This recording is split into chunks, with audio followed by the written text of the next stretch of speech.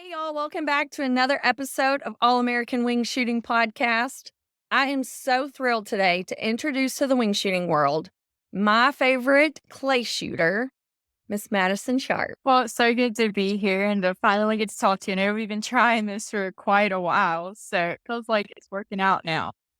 Well, I just got home from Louisiana. I hosted a ladies' clay clinic out there, and I thought about you. And I talk about you like you're my own kid. And so I met all these kids from their local shooting team. And this dad was bragging about his son, and he's like, "Oh, my son has won, um, like, state twice, and he just won nationals and all this stuff." And so I was like, "Do you know this, like, hottie chick that's winning everything?" And he was like, "I actually get swatted with her."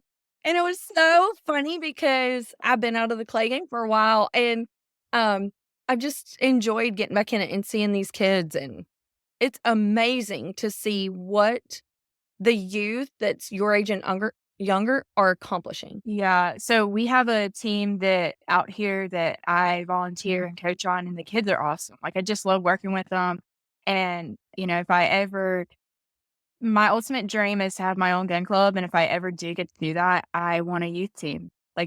I love it. I love it. I know what you mean. When I first, let's see here, it would have been JC was not driving. 2017, I started an SCTP team with my coach, and it was a blast. And because when you get the kids, they're super fun to work with, and it's fun to watch their growth. But what's even better is watching the parents realize that their kids can conquer so much. Yeah, 100%. I mean, the kids out here, they start at age 13, and go up from there. And like just even the past year I've been here to see some of these kids, there's especially one girl that comes to my mind where she she reminds me a lot of myself, and she kind of started from the very bottom, and like now she's hitting all these targets that she wasn't hitting a year ago, which is super awesome. And to see him smile and just have fun and build character, it's an awesome thing to just see, and to know that's gonna be the future of our industry is just amazing. And to see that now and then to see it in 10 years, and I'm just super excited for what's in store for all these kids. I love that you've been given this opportunity to give Mhm. back and not just to focus on yourself, because there is a level of inspiration that helps you dig a little deeper when you feel that it's for a purpose. Right, yeah, and I will say, like, so I started on a youth team as well, and I knew nothing about clay shooting. The only thing I've ever done was I would go duck hunt and dove hunt with my daddy, wing shooting wise, and I loved it, and I was like, "I wanna do more." He took me to a charity shoot, and I watched him shoot, and then he asked me, he was like, "Do you wanna try one?" And I was like, "Yeah." Like, that looks like so much fun. I shot once, and I fell in love with it, and just to be where I am today and to be able to give back to the kids in the community, both in Texas and South Carolina, is is something very close to my heart. And just being able to do that and watch them grow. And again, like, just see how they mature, not only in their shooting, but in their life. That's also super awesome to Uh, me.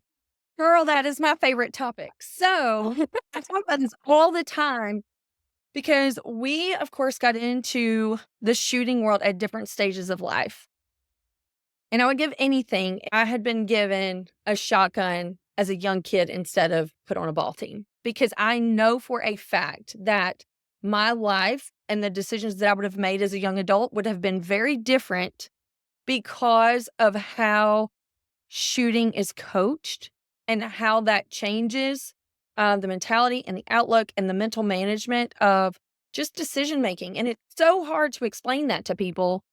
I kind of feel like when I talk about as an adult that I'm just an obsessive shooter, but coming from you in your early 20s, mid 20s, when you started as a 10-year-old, it makes a big difference. And then when I go and travel and I meet these young kids that are, you know, 14 to 17 on these youth teams, just their behavior in general and their conversation, their vocabulary, the way they carry themselves, it is night and day different from just going to Friday Night Lights and seeing all the high school kids in one place, like they stand out and it's a really special community, definitely one to be celebrated.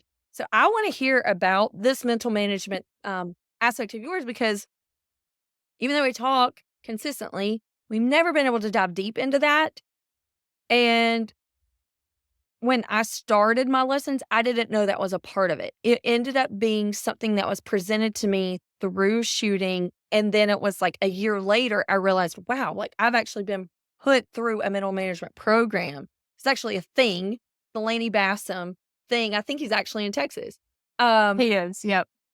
yeah. And so I didn't realize the value of what I was getting because I ended up just picking the right coach out of the hat kind of thing. Right.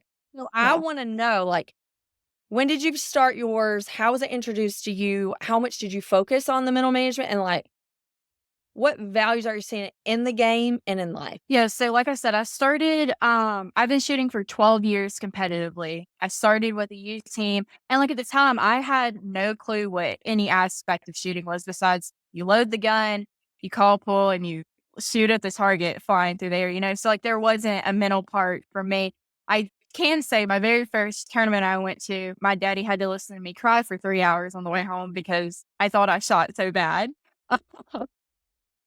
And we laughed about that today, but I would say, like, starting at a pretty young age, I needed the mental side, and I didn't know it, because again, like, we had no clue what we were really getting ourselves into. So I think my mental game kinda started whenever I heard people talk about, "Oh, you should read this book, or you should go listen to this person talk," whatever, and so I'm a huge fan of Dr. Bob Rotella's books. Um, I've read Michael Phelps' books about his swimming career, where he dives into the mental game, pretty heavily, like all these people do. Um, and I actually went and saw Dr. Bob Rotella in person, and we had a conversation. And it was crazy because this man, I sit down on his couch, and he's like telling me my whole entire life story, like everything that I struggle with in the mental game. And I'm like, how do you even know that? Like, this is just crazy to me. Um, so from there, I just kind of worked on, putting what I read in his books and what we talked about in person, putting those into perspective, using them at practice, um, and just like kind of challenging myself when I wasn't actually in a competition, if you will. So I think So that your those coach didn't bring this to you. Well, so my coach did, but only to, I would say, extensive level. So I started off with a youth coach. Um, Mhm. and at the time it was like gun fit, stance, just trying to get me to break target. My gun was bigger than me at 11 years old. Um, Right.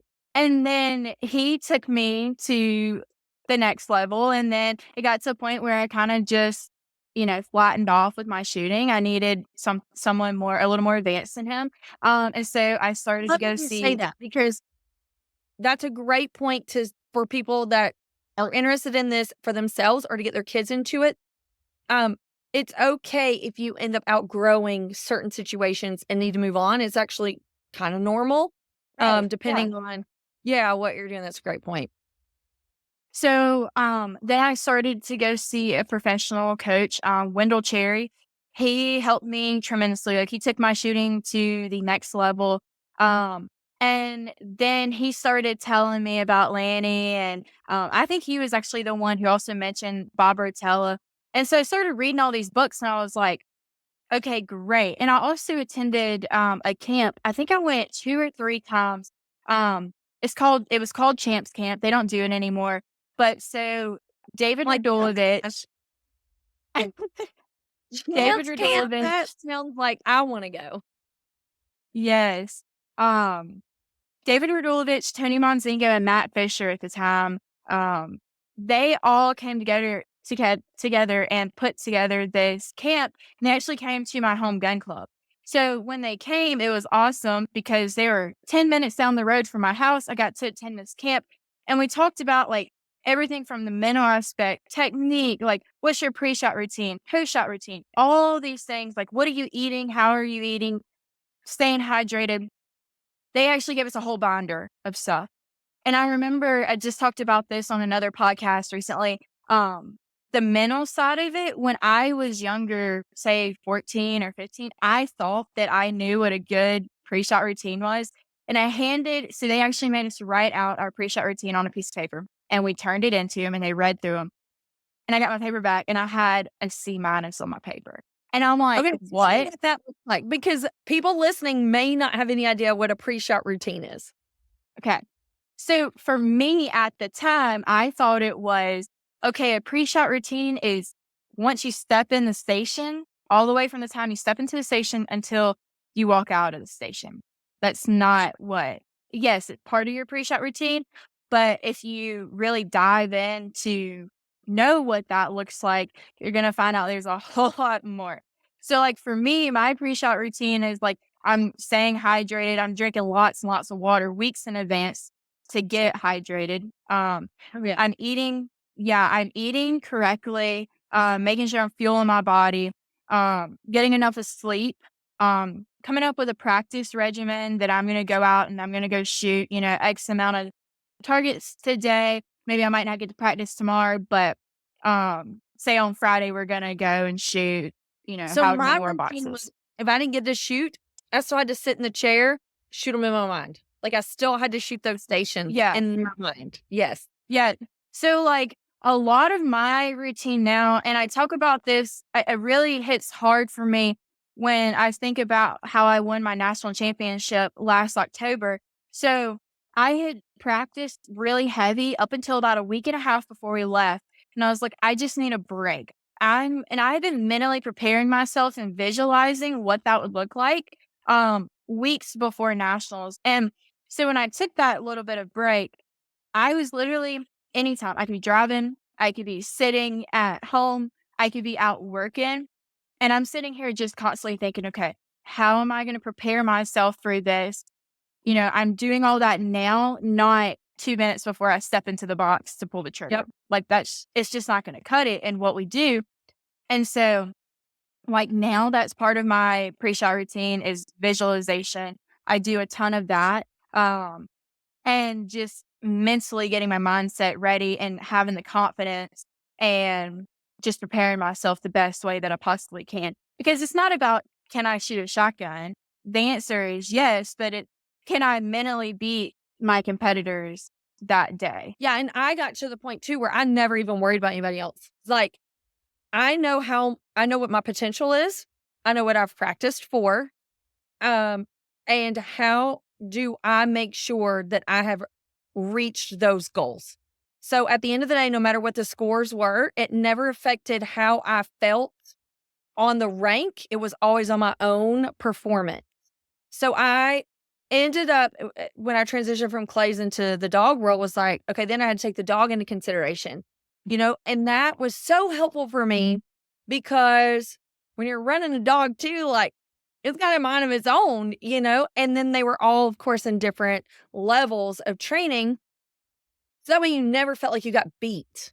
It was always against myself, Right. and I realized like, man, that was so helpful because some of those ladies would get so burned up that somebody beat them. And I'm like, but what if you still did your very best that day and your very best wasn't good enough because you didn't put the practice in that the person that beat you did, right? You didn't deserve to beat them. And so, like, that kind of switched my mindset and took the pressure off of what other people were doing. It was like, I'm only accountable to myself. I mean, you're 100% right about the accountability. It's all on ourselves. And I think that's something that I really learned this whole past year where my mental game has just been taken up to the next level. So I've been practicing way more. But not only that, just I feel like I'm mentally getting stronger. And Trevor Jensen, he's actually helped me tremendously in this past year, preparing for tournaments and what that looks like and being accountable for all of these things, preparing ourselves, practicing, and then of course like the competition side. So all that's been really exciting for myself personally to see grow. And I'm excited to see how much further I can take that. Okay, I want to get back to this mental management thing, but we never even talked about all the things you've done. I was so excited to just get into all the the depth of our conversation. So you won nationals. You talked about that last fall. I did, yes. And then I and then won what my happened? and then I won my first world, English championship this past May, and I also just won my second US Open, last month. So has anybody, any other female, ever won those 3 tournaments consecutively like you have? I'm not sure. I believe there's been a female to win a US Open, a world, and a national championship all within the same calendar year, but I mean, I feel Mhm. sure there probably is, and, like, I will say, like, now the female competitive side is way different than it was 10 years ago. I mean, you can go back and go look at scores from literally 10 years ago, and, I mean, I scores averaged now like 20 points, like It's probably, it probably was. increased with It yeah. has, yes. I am so proud of you because I understand how hard to get into that mental game and being able to turn off the rest of the world, completely turn off the rest of the world. And as a female, it's even harder because we're built to have all of our windows open and multitask. But in the shooting world, you can't be successful consistently and think like that. And so we have to retrain ourselves on how we think, how to calm our mind, how to stay in the zone. And there are different techniques. I'm going to tell you, like, I'm not competing anymore, but I got away from my process of going in my dark room and doing all my breathing and calming my mind. And now that I am tackling bigger things in business and I have set bigger business goals within the last few months, I have felt that lack of mental strength in regular life. And I'm like, I am going to do everything again because I know I was my best self when I was competing with my shotgun because of all the things that it took. You just think clearer, you're more level headed. Like, I don't even know how to explain it. It is like the best sense of therapy. Oh no, like you just feel like you can conquer the world and, under the right training, I should say that, and I just got so lucky, and I brag about Demas all the time because he is certified in all the Lanny Basson programs, and since you love the youth so much, I would encourage you to look into his Parenting Champions program. I'm gonna send you the book, and it was crazy just, like, when you talk about just mindset in your daily life. This book talked about how raising your kids at home as a parent to not focus on telling your kid, I'm proud of you, but to switch that and say, you should be proud of yourself. And teaching your kid positive self image in their day to day life so that when they grow up, they're not seeking approval from other people of doing a good job. They know that they can be proud of themselves. They understand, their own potential, how to set goals and how to do those things. And it was mind opening because I was shooting, but my oldest daughter was in horses when I got that book. And then she ended up being a world champion at 14, at 18 and under. And I'm like, thank you, Lanny Madison. The shooting world just kind of trickled all through our family. And I talk about it nonstop because, I mean, we love the Bible. And so, but it's like we got the Bible and then we got um, Lanny Basson's books, and it's just been a great thing for us, and so I just preach about all the time, like, this is the best world, and like I said, we were in Louisiana last weekend. Louisiana has a killer state for youth shooters. I mean, they're supporting it, and I know Arkansas has done so much for their youth shooters, but I would say here in Georgia, we got a long way to go to compete with them, but the parent and the buy-in and all the things, it was like, just got me on fire coming back home to get back involved. Yeah, Texas You get has to do it every so they day. Yeah, so for Texas, they have the rodeo shoots going on out here, and, like, I haven't been to one yet, but I wanna go see one of these shoots. I mean, they're giving out scholarships for, like, $10,000, which is, like, insane to me. Their youth program out here is immaculate and just so big, and they have so many great donors that are here supporting the youth, and then even in South Carolina, we have so there's South Carolina Youth Shooting Foundation. DNR hosts shoots for the youth, SCTP, and 4-H. So there's 4 organizations just in South Carolina, and I even remember when I first started shooting in the youth competitions there weren't nearly as many youth competing, and I think now, like, they're even talking about going to two-day events because they can't host all of the kids in one day. And, like, DNR the past couple of years, they've actually spread their events out over a couple of different ranges, so that way they can get all their skeet and trap scores in. Um, but I mean, people out supporting the youth, like, I just commend them because they are the next generation of our industry, of what we're doing. They will be the ones to keep this industry going and supporting it. And of course, the Second Amendment. I mean, like, and that's what our country needs today. This is her. She preached the same thing. Like, I got canceled for all that, so you be careful. I lost my whole platform preaching all this Second Amendment stuff because I'm like, that's why I named this All American Wing Shooting Podcast because I'm believing in our America, right? Our gun rights, all like our lifestyle. And if that goes away, and which is threatened every single day, and I don't feel that the wing shooting world pays attention enough to the lead bans, like all the things that SCI is fighting for, which is why I'm so sold out to that organization. But I'm so glad that you get it at your age and that you're spreading this word because it's so important. And the give back is hard to explain.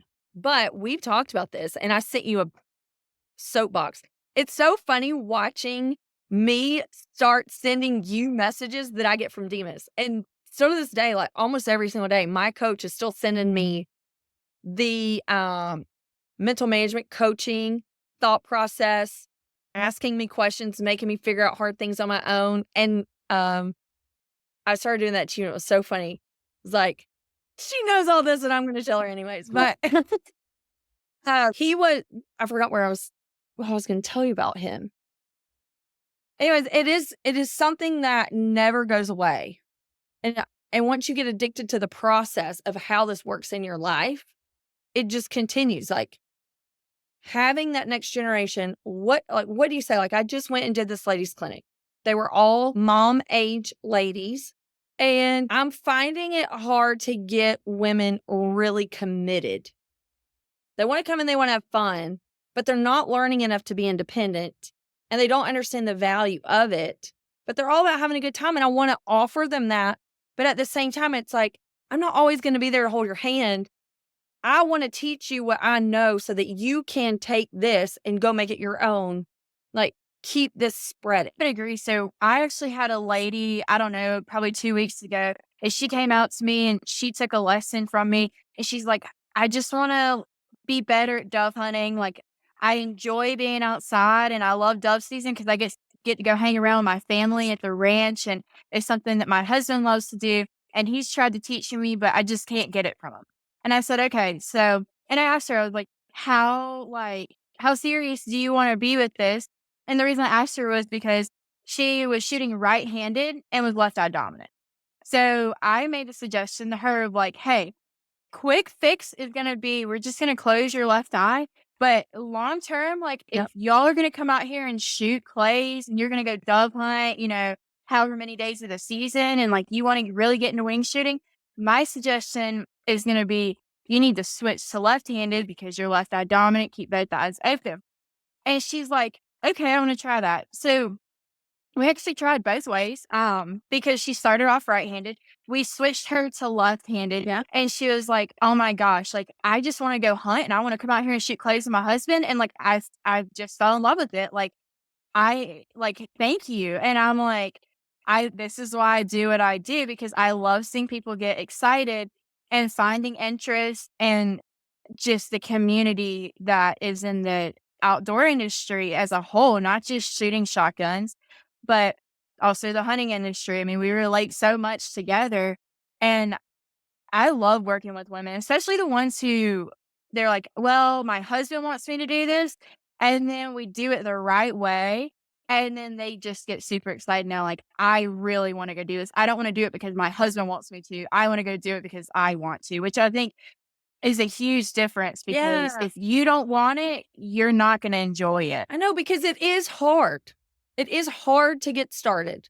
And once you get those fundamentals down, especially if you learn them the right way first, then like it's an endless life of learning and excelling and growth. Would agree. I mean, there's just so much, to learn from the sport, not only just fundamentally and techniques, but like we talk about the mental game. Like, how can you take what you learn here and use it in your daily life, with your family at work and whatever life Let's throws talk at about you? that because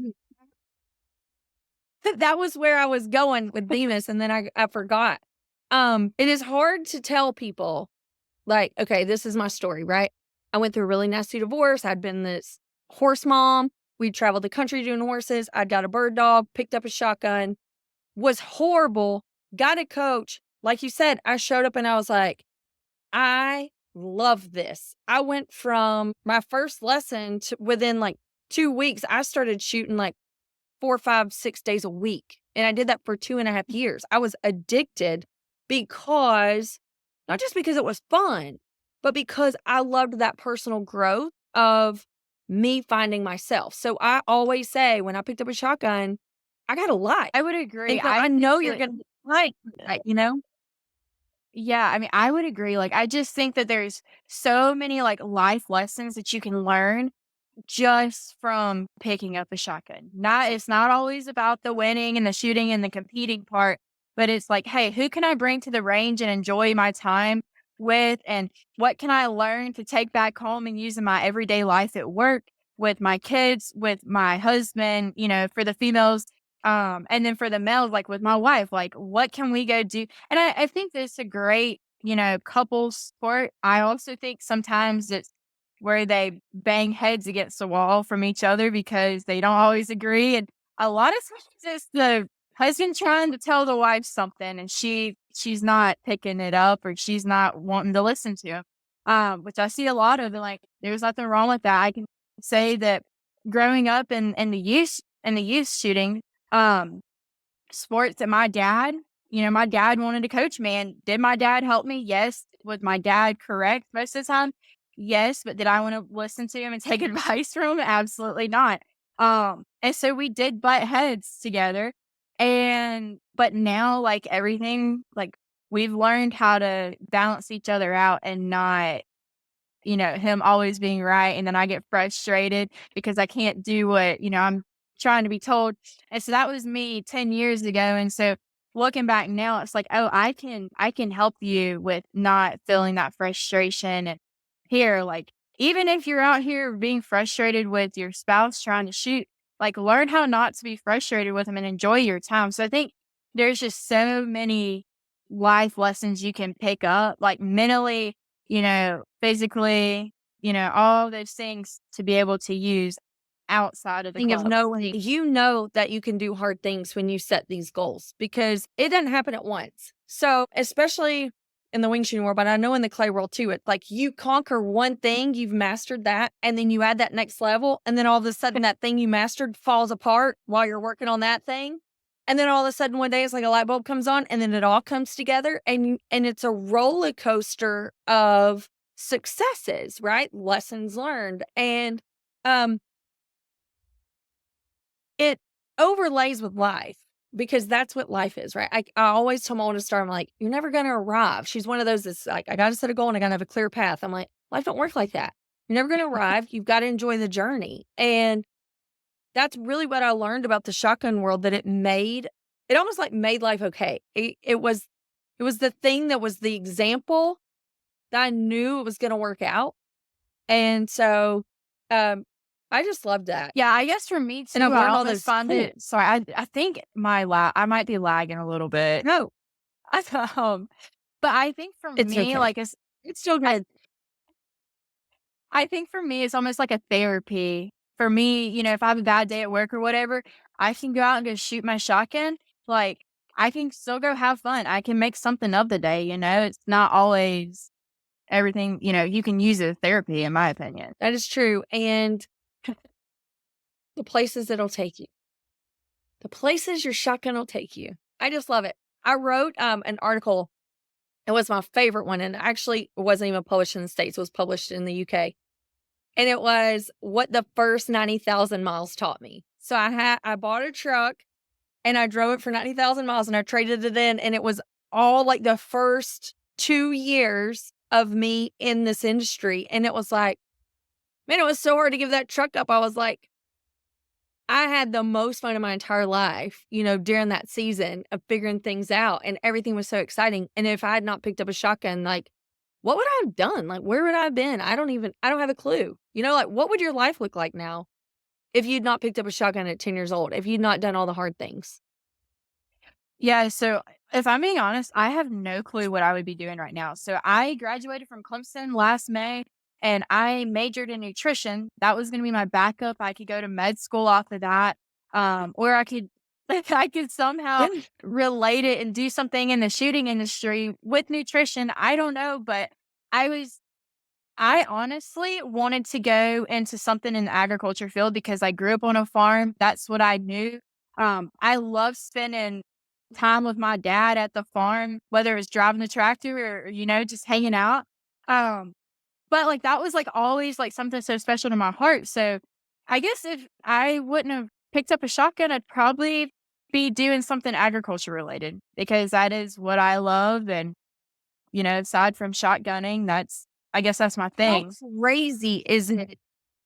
Because I'm the same way. Like, we were cowgirls before we came in here, started shooting in the wing shooting world. But how crazy is that? How much our worlds overlap because of the conservation tool. So we like have the best of both worlds, honestly. We really do, especially where I grew up at. I have so much respect for not only my parents for putting my sister and I in that spot, I guess you could say, but I mean, we live in the middle of nowhere, and I just have so much respect because I remember growing up as a kid, it was like, oh, well, my friends that I go to school with, they're 30 minutes away. My closest friend's 30 minutes away. I never get to see my friends. Like, come on, mom and dad. Like, I want to move, closer to town, whatever. Looking back now, I'm so glad we did not do that because I gained so much respect for the outdoors just because of where I lived at and what my dad did for a living. And so like I just love it. I actually when I applied to go to Clemson, I applied under agriculture major. I wanted to do cow genetics and I was like, I'm never gonna go west, so I'm just gonna change my major. Well, 5 years later, here I am in Texas. And so I guess ultimately if I had to go back and do it over again, I wouldn't have changed my major. I'd probably be helping my dad run the family farm, or doing something back in South Carolina. So, I mean, my shotgun has caused me to move to Texas and get to do what I love every single day and teach and help set targets and help run a gun club. And so, I mean, it has changed my life all because of a shotgun. Yeah. I love that story. And you can use it as much as you want. I'll give it to you. Because it's so true. And I mean, like, I hope that every female that we meet and that we get the chance to coach, like, they have their own story. Maybe I'll start that on my website. I'll start a blog calling My Shotgun Changed My Life and have everybody just write in just random stories. I'm going to do that. Put it on my You list for should. tomorrow. Me and Mandy going to start a new blog. You need to write the second one. I'll write my first one. I'll shorten my story. You got to write the second one. I will. Okay. So let's see. Let's talk about technique too, because I want to hear about this with you. You've had multiple coaches along the way, and that's the biggest thing for us as coaches, right? When we get clients that just bounce around to all different coaches, and it's like everybody kind of has their own unique style per se. I was very fortunate that I went through like a straight program with one coach, and learned the value of that just because I didn't have any other options. Like where I live, we've got one clay course. I was driving an hour and a half each way to go shoot every day. It was crazy. But how have you transitioned? And through that, did that influence you to come up with your own set of style of teaching? Like, or are you just straight by the book? So like I said, I started with a youth coach and he was wonderful. I got to a point where he couldn't help me anymore. So I actually had to drive to Georgia every time to get a lesson, from my coach then. And that was 3.5 hours one way just for me to go take a lesson from him. And I started off doing that about once a month. And then I went to like once every 3 months and then like once every 6 months. And now it's about once a year. Which I haven't seen him in a while. But I think I took what I learned from him and obviously I developed my own technique, and my own style of shooting. I if you ever hear Anthony Matteries talk about people winning world championships, the first thing he'll tell you is people win world championships shooting all the methods. There's not a right or wrong way. I think that I mean, I personally shoot all the methods. I maintain the most. But I think any method is fine. I will teach any method, um, or teach based off of any method. But I will say I definitely have my own teaching style. Um, so like if you're a new shooter, you come in, I'm gonna tell you, hey, first of all, we're gonna start from the ground up. We're gonna work on stance and mounting the gun properly and getting your eyes forward on the gun. And then from there we're gonna shoot an incomer and then we're gonna shoot an outgoing target. Then we're gonna start shooting some crossers. Well, most people are gonna have no issue hitting the incoming shot. Some people will have issues hitting the outgoing shot.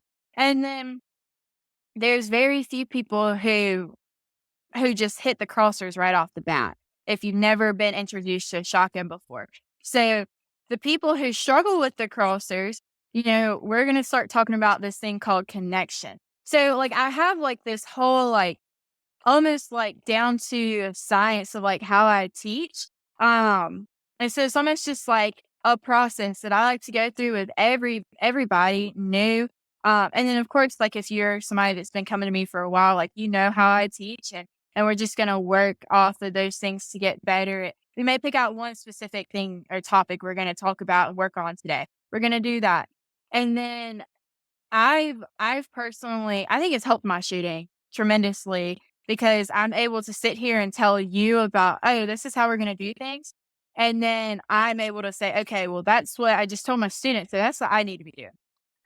So I think my coaching has helped me as a shooter, but I also wouldn't say, like, there's a right or wrong way to go by the book. I mean, I feel like I'm not by the book on my teaching style. Um I mean, like, stance and stuff like that, like, yeah, but, like, a lot Yeah, of that's true. Yeah. Hard to yeah, change that. right, yeah, Yeah. but, like, I talk a lot about how I feel like I connect with the target and I'm moving the same speed. That is huge to me, like, a lot of people will walk in and they'll start to say, "Oh, like, I'm trying to put the bead here." No, we're not doing that, like, we don't use the bead to measure and all this stuff, and, like, I have people ask me, "What's the lead on it?" I have no clue. I don't know how to tell you in, like, is it 2 feet? Is it 5 feet? I don't know. Right. And you might steal it. Oh, Anyway, we're gonna have to do a video of us coming together and talking about our different like, how we yeah, present success differently to get people in the yeah. same place. Absolutely. Yes. But, no, I took my coach's style of teaching, or my style of shooting that he taught me, and I kind of twisted it into my style of shooting, and I mainly teach off of that. But, if I have a student who comes to me that shoots a different method, I definitely will teach, I'll still teach you.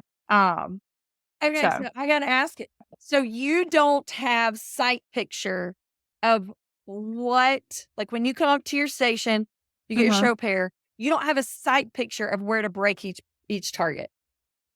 So, I mean, like, are you talking about, like, the barrel wise, or are you talking about break point, whole point type of stuff? No, like, the sight picture of, like, what it looks like, Okay. where your gun in you know what I'm saying? Like, the lead, you say you don't even Yeah. use that word.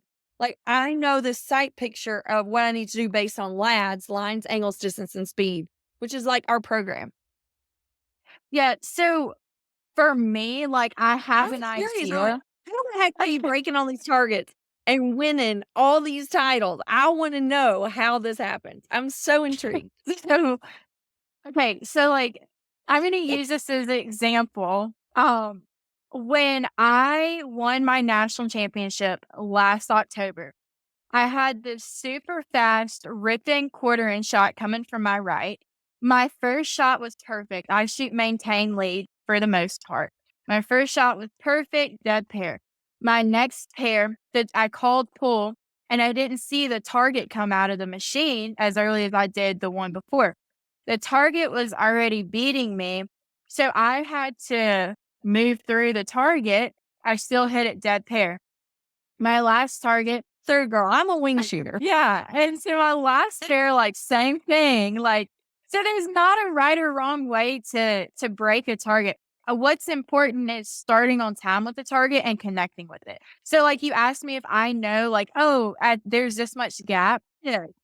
I can like, I Yeah. know that there's gap, but everybody moves the gun differently. Everybody starts differently. Everybody has a different gun speed swing. Okay.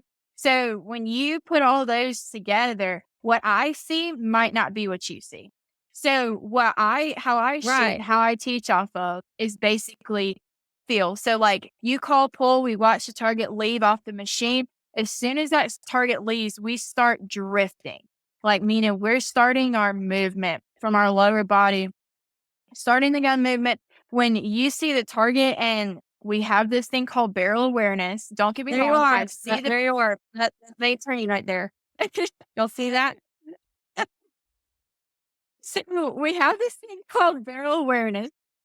And like I knew my barrel is in front of my face, but I'm not sitting here like comparing barrel to target. Cause the moment we start to do that, you start to check and you slow down the gun and you're gonna more than likely miss behind the target. So a lot Get of beat. my teaching, Right. So yeah, that's the important gun fit. That's what she's saying. When she says, I know my barrel's in front of my face, when your gun fits, then wherever your eyes look is where your barrel's going to shoot. So there's no need to check your barrel, what she's saying. right, Right? yeah, 100%. Yes. Okay. I'm loving that. That's so cool how you see that. Like, were you taught that, or that was just the way you started shooting? That was just your natural. So funny story. When I was a kid, my youth coach tried to teach me to touch the bird and pull away. And I never Yep. could understand it. Like I never could comprehend it. So I was like, Daddy, like I don't understand like what is being explained to me. Like this is how I feel like I should shoot. And so I always shot maintain Mhm. lead, like always. And it wasn't like taught to me. Like I guess like that was just naturally how I shot. Yeah. And I don't know if it was because I had shot doves growing up as a kid. I don't know. Like I have no clue. It was just I never could pick up touching the bird and pulling away. Like my mind would not let the barrel get that close to the target for some reason and then try and adjust. Like it I don't Gosh, know like, why. you have I don't such know. a leg up because your daddy put a gun in your hand when you were a kid and put you in a world of instinctual shooting. And so that's what I tell people all the time. I'm like, let your kid learn wing shooting first before you throw all these targets in there because I ride birds too long, my mount's too slow. Like I just posted a video last week because I'm switching and I've got Demas like running me through drills once a week.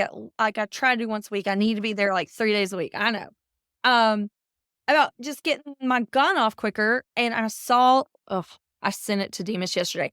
Lars Jacob he was, like, testing out this, double barrel 12 gauge that he had brought over and he's advertising, and I'm like, God, it just makes me so sick watching his mouth. It was just, like, absolutely effortless. As soon as the gun touches his face, he pulls the trigger, bam, everything blows up, and I'm like, it literally looks like magic. He makes it look so easy, and I want that so bad, but I've spent all my hours training doing clays, but I just wanna be a wing shooter, and I'm like, "Oh my god, I'm starting from scratch all over again," even though I've got all my titles and all the things. Is like, I didn't do it right, and now I'm like, "Okay, I wanna do it right, right."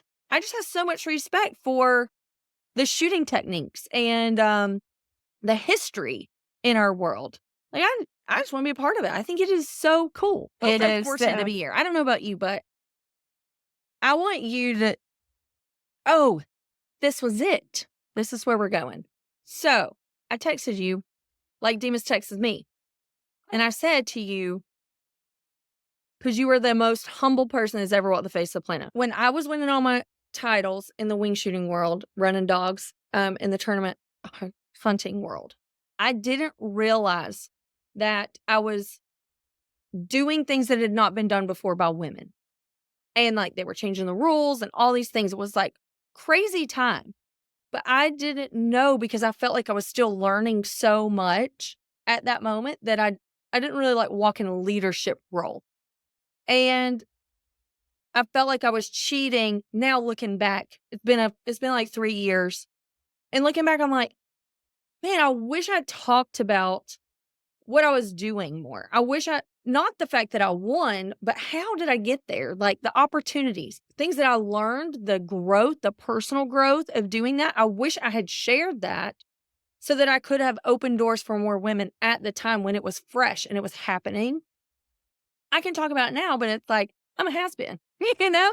Like, I'm not gonna go back to it, but the lessons that I learned are always gonna stick with me, and I sent you that message of, you're doing things right now at your age that may have never been done before, and you're not gonna talk about it. Like, it took me pulling that out of you before you even talked about, like, that should've been what you opened with. "Hey, I've done all these things, and this is why, and this is what it means to me, and this is, like, the purpose," you know? And there's so many girls coming behind you, and I hope my Tater's one of them that says, like, "You're making waves in the women's shooting world," and I wish that somebody had told me that. Wish somebody had said, "This is important."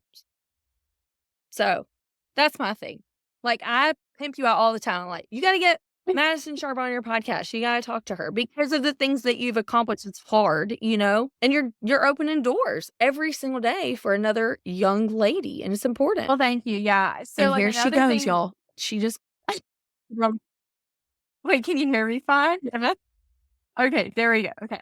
you're good. Um, so I've been working on trying to start a ladies, like, just once a night out of the month, like, have a bunch of ladies come out and just shoot and make it like this routine thing that we can start doing to try and get more and more women involved because, like, this sport, this industry is so male dominant and, like, we need more ladies in the industry. And, like, I am trying there's so many people in the community here that already have an interest in a shotgun, and probably in about past 2 weeks, I've asked, the ladies who have given lessons to, like, "Hey, would you be interested in doing this?" And they're like, 100%. Like, so, like, that's just, like, something Yeah. encouraging Yeah. to me that I would love to donate my time to the ladies and get them out here to where they can shoot and feel comfortable and not have the men on their back, if you will. So, I'm excited to do that. And I'm like, and I know that you have had a ton of men mentors too, and it's not that we don't want them there, it's that we don't want women to sit on the sidelines because they may not have had the drive, the initial drive that we had to jump right in, you know? And so I'm like, man, I never had a female mentor. Let me hold their hands to give them the confidence, right? Because my whole theme is helping women build confidence through wing shooting. And once we get them on their feet, we can kinda let them go, you know? And so that's my whole thing is that I think about that all the time for you. It's like, I just wanna help her, like, maximize the potential because I didn't have another female in the industry tell me to do that. And so I was just like, yeah, I did it, but in our world, like, time doesn't stop, right? So as soon as it's over, you're focused on the next thing. You don't really take time to think about, like, I could do something with this. I need to give back. I need to make sure this counts. Right, yeah, and thank you for that because, like, I appreciate again, like, I think you know just as well as I do, there's not very many of us, I mean, that's good at what we do, and I think it is important, like, even the girls I think now we have, like, 9 girls, maybe 10 on the youth team, which is, like, crazy to me, like, I'm super excited for them because I'm like, this is a good group of girls that are the future, and I hope they take it and they go beyond, high school and college with it, and they still continue to shoot. Maybe even some of them will work in the industry one day. I don't know, but like I I want to be a mentor to those girls, and those girls mean the world to me. They're just so sweet, and I mean, they can shoot a shotgun too.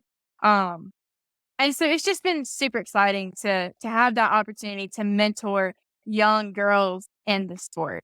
I know it's just getting started from you, and I'm just so thrilled, and I love getting to watch it from afar, and I promise I'm gonna get to Texas. It made my day. I'll never forget opening up my Instagram from this message from Madison Sharpe. I'm like, "That is the cutest girl I've ever seen." And you're like, "I wanna collab with you," and I told her all the time, I was like, "I am still cool. I might be old enough to be her mama, but I'm still cool." So, we gotta plan that. I actually have several dates to come to Texas. So, when I'm there, we're gonna tag when I'm closest to you, we're gonna tag something on, and then you have to come and hunt with me. They're just gonna have to let you Yeah, off. absolutely. Clear the schedule. We have yes. That would be so much fun for sure. So, what's your next goal? What's the next 12 months for Madison Sharp look like? So super excited to finish out the year.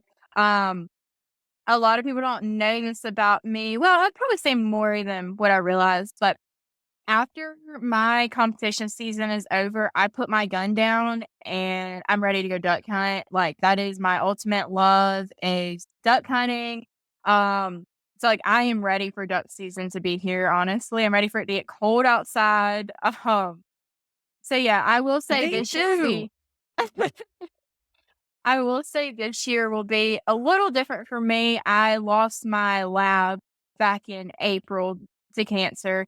Um, so I'm I just started looking for another hunting partner, which I'm excited for. I'm nervous because I'm like, it's not gonna be the same dog, but I'm excited for that. And I mean, my lab's name was Lily. So me and Lily, we have so many good memories in the duck line and I'm just ready to be back there. So but my goal for shooting, so our season runs from February to October. Um so my goal next year is I want to win a world feed test. So I've won everything except that so far. And so I That's want to win a world exciting. thank you. So I want to win a world fee test, and then I also want to HOA entire big 2-day shoot.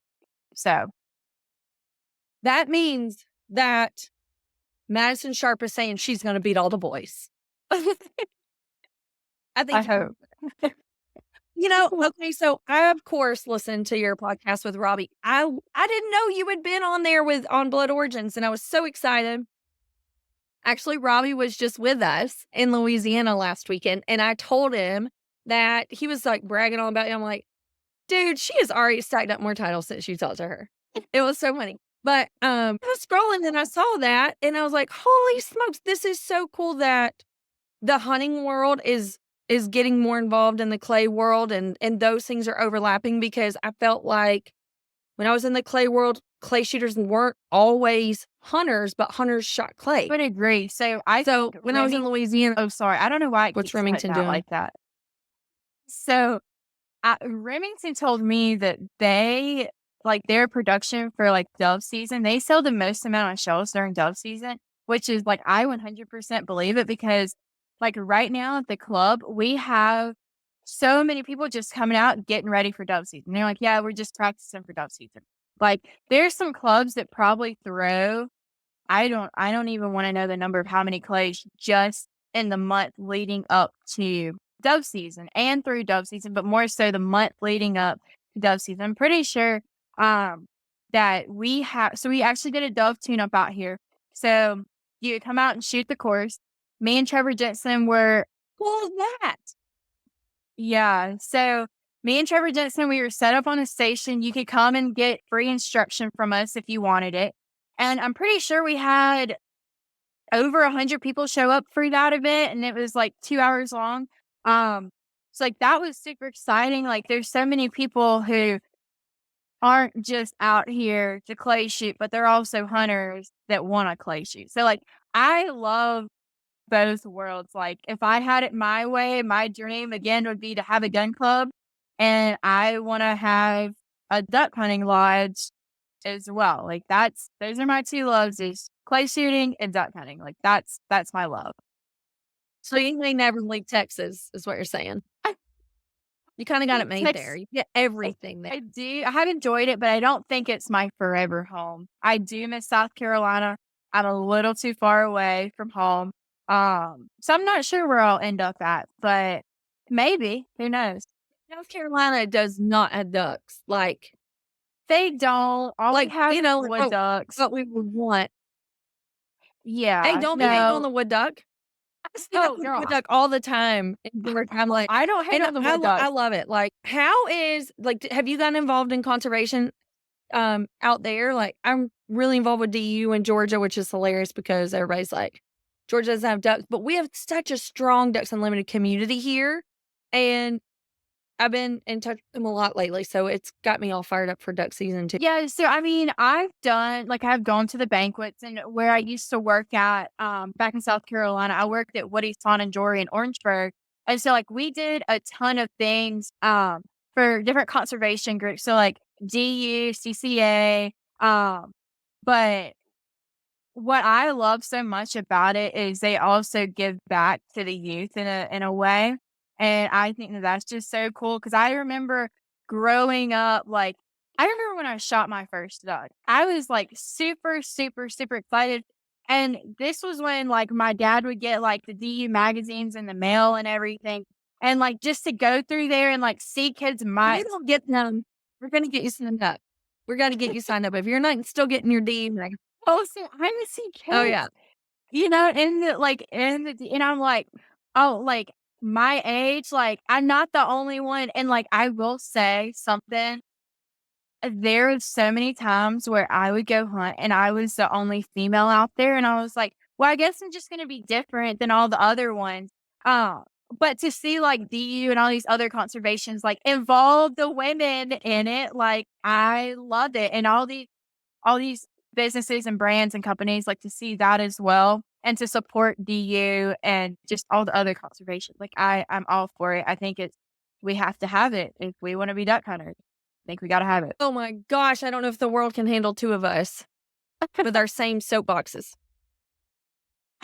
You need to you need to take over my podcast once a week. That would be amazing. I'm not the only female that sits here and preaches this. I mean, you're practically quoting me, and I love it.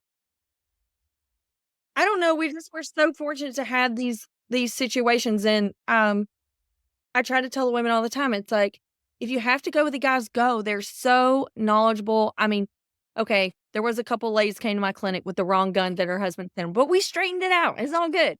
They sent her is the thing. They supported her to be there, and celebrate the moments that you get home with your girlfriends, but definitely don't stay home because you're gonna be the only girl there.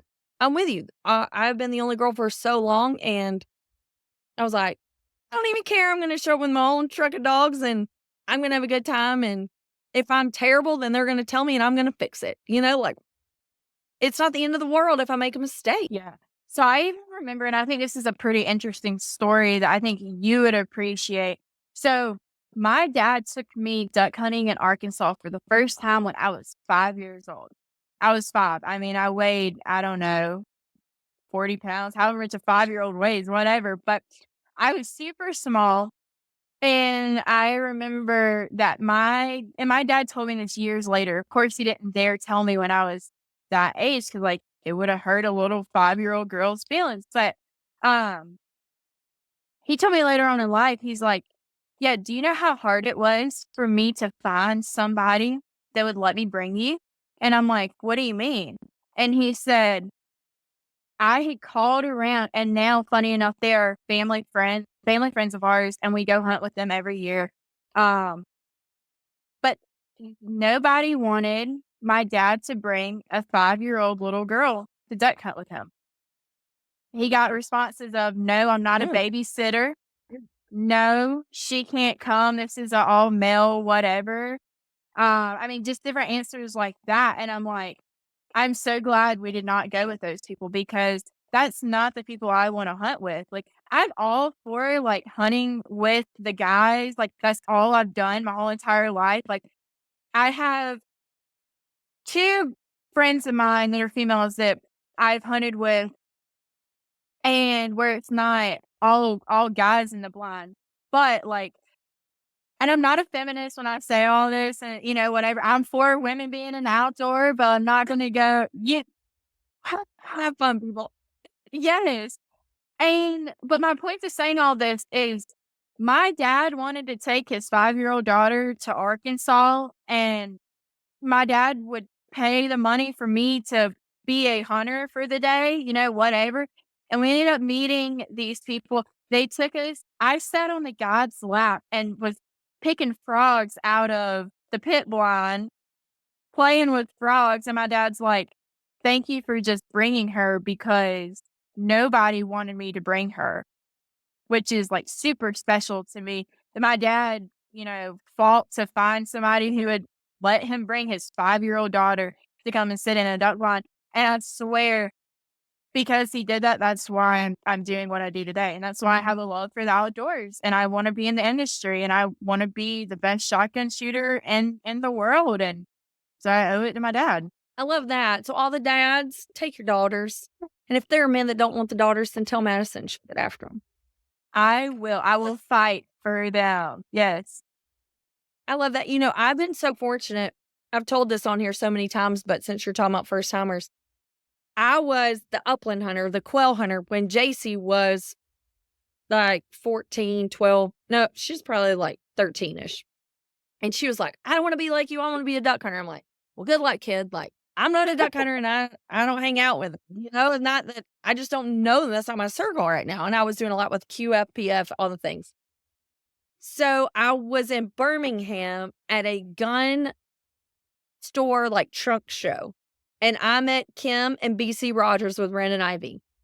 And we were having the time of our life.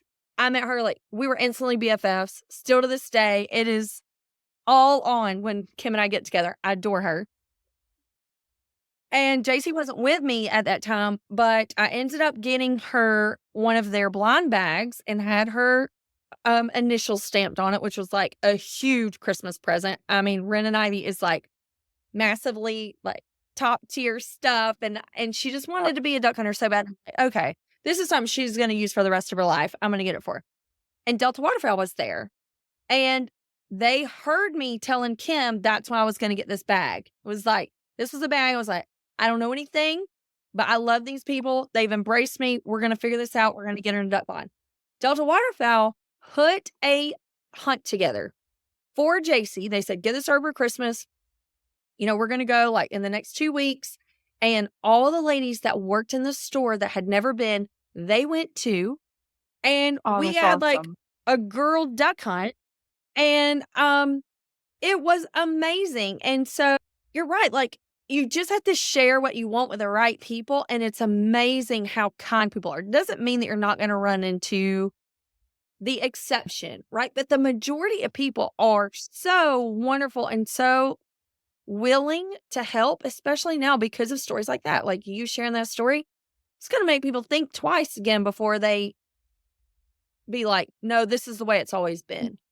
And that's the thing is like, life is changing and we need hunters. Like, that's the thing is like, be a part of growth, be a part of continuing this legacy and making sure that it's still around for the next few generations because hunting numbers are declining.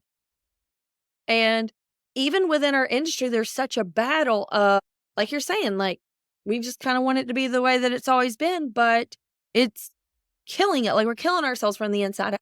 I I'm would working agree. with Bandit and it's hard.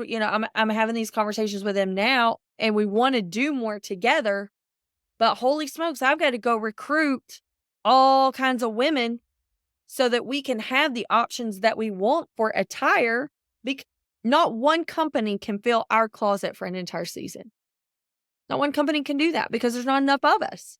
And so I'm always encouraging dads, like, take your daughters. Like, they are capable. They can do hard things. Like, it is so much fun. Show them why you love it so much. Let that be your family's just like I would yours. I agree. can't wait to meet your dad. Yeah. Yeah, her mom, like, oh my god, literally adopted your child. My dad would probably It's be so like, much "Good, you fun, can like, have her." I really appreciate. Yeah, I'm like, let's trade. He can have JC, she's very expensive, she's in politics, ag politics, he can have her. Oh my gosh.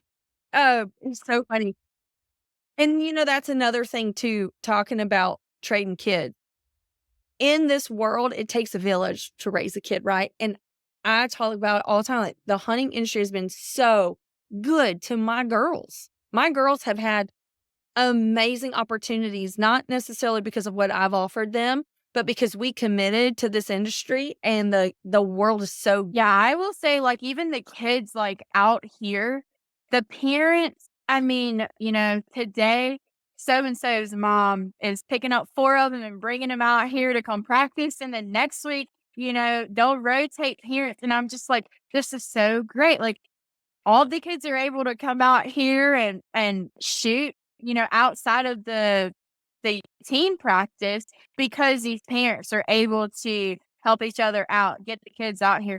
So yeah, I know it does take a village. Like so many opportunities, like you said, because one, the parents are awesome in the industry that I'm in and that we're in, but two, like all the people that just want to give back in the community. I know. I love it. I could literally talk about it till the sun goes down. I'm with you. I'm not here 10 years. This will be my 8th year. And I just think about I've sat down and I've kind of paused over the last few months rebranding and focusing back on women, and it's like, man, how did I get to do so much in such a short amount of time? And then I went back to our life lesson, right? Like, here's the standard. I can do it. I can learn new skills because right now I'm facing a ton of new skills that I'm having to learn, um, that I want to share and that I find important. And going through COVID, making me pivot so many times just so that I could stay in the industry. It was like, okay, what do I have to do to stay here? From the outside looking in, it's like, man, she's done all kinds of things. Could she figure out what she wants to be when she grows up? But a lot of times we didn't have a choice. We just had to do what we had to do, to keep this going. And I got to figure out like who I wanted to be. And I love the wing shooting world. I love the hunting aspect of it. I love the conservation. It's like, I don't know, an endless world of opportunities and getting up every single day and feeling like this is a purpose and I'm I'm helping other people. It's like I just want my story to inspire other people to go live theirs. You know, Yeah. what more could I want? Right, I would agree, like, again, like, just seeing people, taking them from the very bottom and just helping them get better at shooting, but, like, them also, like, forming a relationship with me, a friendship, and, you know, them bringing their kids out here. I mean, we've actually had families come out here. It starts with, like, mom or dad, then they bring the spouse, then they bring their kids, and then it's like, "We're gonna be members of this club," and it just amazes me, like, how it all just funnels down and comes together for people, which is like Mhm. what excites me is like seeing people grow and like seeing people grow with their families, their better half, um, and especially the kids. Like again, like I love, love, love working with the kids and seeing them grow and for them to mature into the person that they're gonna Yeah. become, um, which is super special to me. This sport has literally given me so, so much, and I just wanna give back and contribute, to I guess you could say repay some of the people who have helped me, because there's a lot of people who have supported me, and, like, I just wanna promote them and support the youth and, help them live their dream, help them have fun, help them hit targets, help them be a better person. I know that gratitude just keeps me giddy. I love it Yes. because there's always Yes. something to do tomorrow. There's always something to do tomorrow. And I love this time with you. I love our chats always. Thank you for taking time and not giving up on our internet issue. You're welcome. We'll have to definitely do it again and come to Texas, or when I'm back home, we'll have to get together then and do something together as well. All right, so stay tuned. It will be posted on hold on, what's your Insta how they find you? Madison, Yes, you can find me on Instagram at Madison_Sharpe_, I think. Okay. And always on AnnaVOutdoors.com is a list of events that will be updated as they are planned. So keep a check on that. You can sign up for the newsletter and for events. And that way, as they get added, you get the email and the updates. Because Madison and I are going to do things together. We're going to have so We much fun. I are. feel like I have so much to learn from you. And I get so geeked up about techniques and stuff. And I just love talking about it. There are very few women that want to go that deep. I don't force them, but it's one of my favorite topics. So I enjoyed this time with you so Thank you. I enjoyed this so much as well.